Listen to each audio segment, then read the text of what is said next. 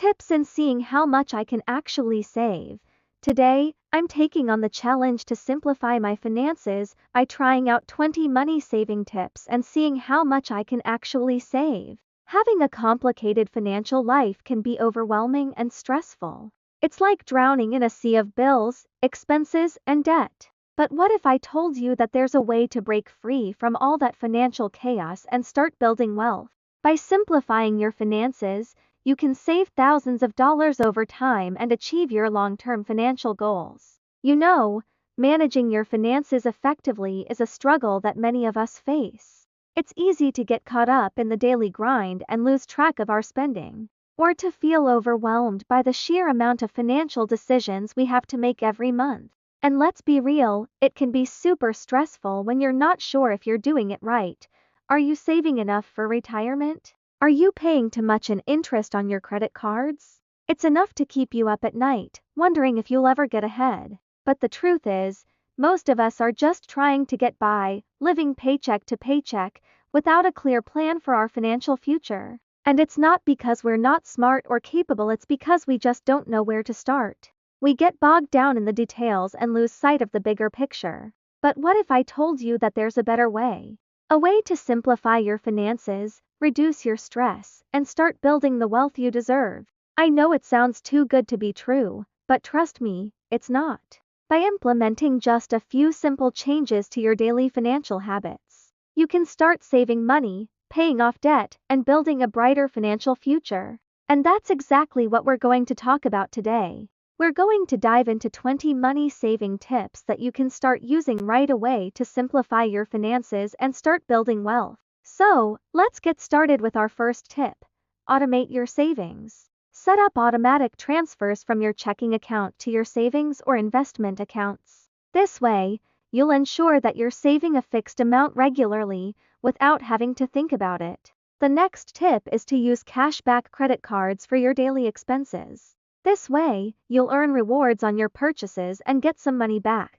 The third tip is to cook your meals at home instead of eating out. This will not only save you money but also be healthier for you. The fourth tip is to cancel any subscription services you don't use. Take a close look at your monthly subscriptions and cancel any that you don't need. The fifth tip is to shop during sales and stock up on essentials. This way, you'll save money in the long run and have a stockpile of essential items. The sixth tip is to use public transport instead of driving a car. This will save you money on fuel, maintenance, and parking. Maintenance and parking. The seventh tip is to use energy-efficient appliances to reduce your utility bills. The eighth tip is to use a budgeting app to track your expenses. This will help you stay on top of your spending and make adjustments as needed. The ninth tip is to save your change in a piggy bank or jar. This may seem old-fashioned, but it's a great way to save some extra money. The 10th tip is to buy second-hand items instead of new ones. This will not only save you money but also reduce waste. The 11th tip is to use a savings challenge to save a fixed amount each week. This could be a 52-week savings challenge where you save an amount equal to the number of the week. The 12th tip is to avoid impulse purchases by taking time to think before buying. The 13th tip is to use a price comparison tool to find the best deals on items you need. The 14th tip is to save a portion of your income each month. The 15th tip is to use a financial planner or advisor to get personalized advice. The 16th tip is to use a debt snowball to pay off your debts one by one. The 17th tip is to use a savings account with a high interest rate to earn more on your savings. The 18th tip is to use a budgeting spreadsheet to plan your finances. The 19th tip is to avoid fees by choosing the right bank accounts and credit cards. The 20th tip is to review your budget regularly to make adjustments as needed. Out of all these tips, I think the most impactful one is automating your savings. By setting up automatic transfers, you'll ensure that you're saving a fixed amount regularly without having to think about it. This will create a habit of saving and help you build wealth over time. And the best part is, you can start doing it right away. Join me as I take on the challenge of saving big by trying out 17 healthy money tips in just 1 month. When we think about taking care of our health, we often think about spending more money on gym memberships, expensive organic food, and pricey medical bills. But what if I told you that you can actually save money while maintaining a healthy lifestyle? It's all about making conscious choices and adopting simple habits that can have a significant impact on your wallet. Many of us struggle to balance our health expenses with our budget constraints, and it's a common misconception that healthy living is always expensive. We think that eating healthy means buying pricey organic produce, that working out means shelling out for a gym membership, and that getting enough sleep means investing in a fancy new mattress. But the truth is, there are ways to prioritize our health without breaking the bank. In fact, many healthy habits can actually save us money in the long run. One of the biggest problems is that we often look at our health and our finances as separate entities. We think about our health expenses as an end, and our finances as a separate entity that we need to manage. But what if we told you that the two are actually closely linked?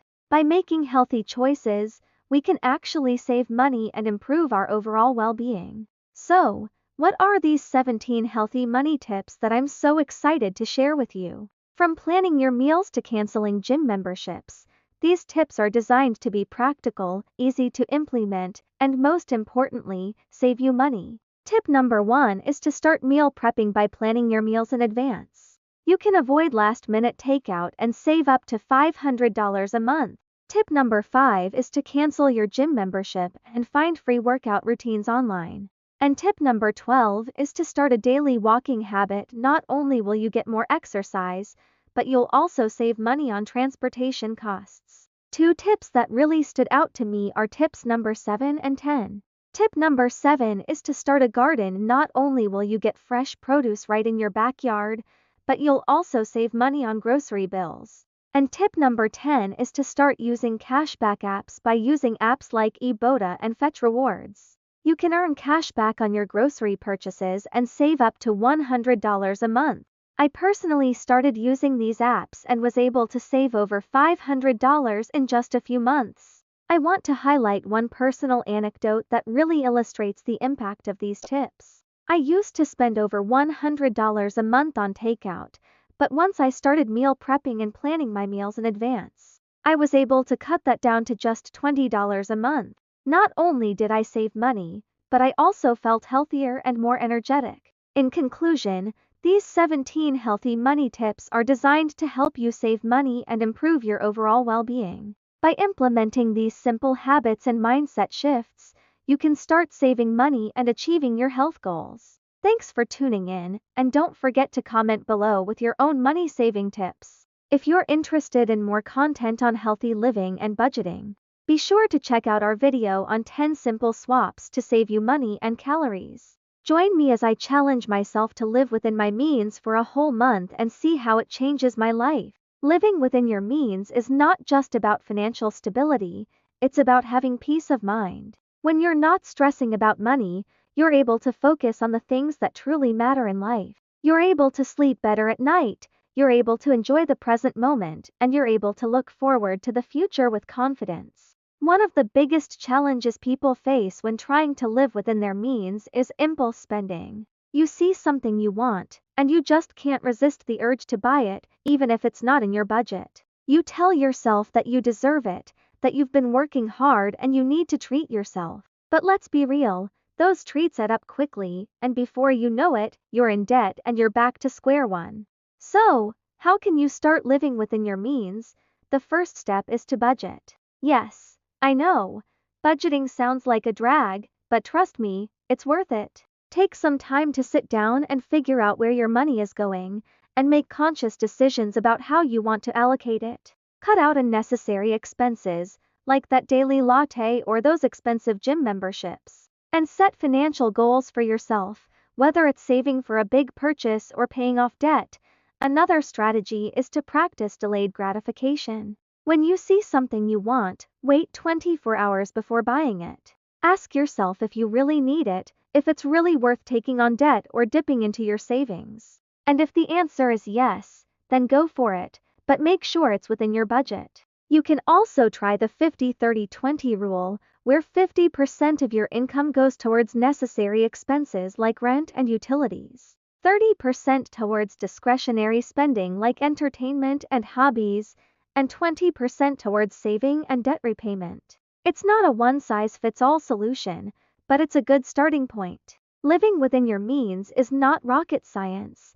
It's just about being intentional with your money and making conscious decisions about how you spend it. I'd like to share a personal story with you. A few years ago, I was in debt up to my neck, and I felt like I was drowning in it. But I made the decision to take control of my finances, to start living within my means. It wasn't easy, but it was worth it. I cut out unnecessary expenses, I started budgeting, and I worked towards my financial goals, and you know what? It changed my life. I felt more confident, more in control, and more at peace. I'm not saying it's easy, I'm not saying it's quick, but I am saying it's worth it. Living within your means is not about depriving yourself, it's about taking control of your finances and living the life you truly want. To summarize, living within your means is about financial stability, peace of mind, and taking control of your finances. It's about making conscious decisions about how you spend your money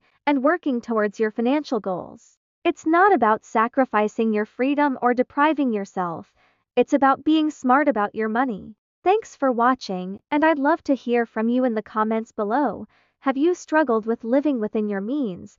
What strategies have worked for you? And don't forget to tune into my next video on financial tips and tricks.